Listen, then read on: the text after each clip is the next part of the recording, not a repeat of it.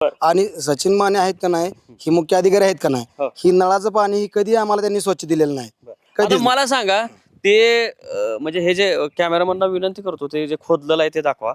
तर ते कशासाठी खोदलेलं आहे? त्यांनी मुद्दाम ही आम्हाला अडपाय केला. घरात आमच्या याला वाट सुद्धा ठेवली नाही त्यांनी. मग त्यांना खोदायचं तर त्यांनी डायरेक्ट शाळा बसून बंधाऱ्याबद्दल त्यांनी चारी हाय सरकडे न्याय पाहिजे होती.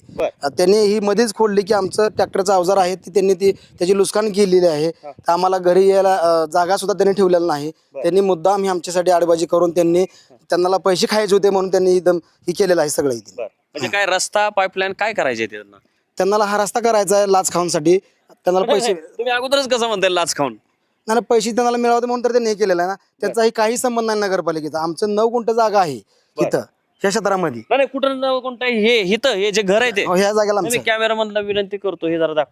अहो हे 9 गुंठ नाही हो जमीन. नाही आमचं आहे का ना, पण त्यांनी आता आम्हाला नाही सध्या एवढं आमच्या नाही, पण आमच्या म्हणजे तुमच्या उतार्याला 9 गुंठ आहे. आमच्या उताराला 9 गुंठ आहे. प्रत्यक्षात आम्हाला 4 गुंठही नसेल. आम्हाला तर 3च गुंठ आहे जमीन फक्त.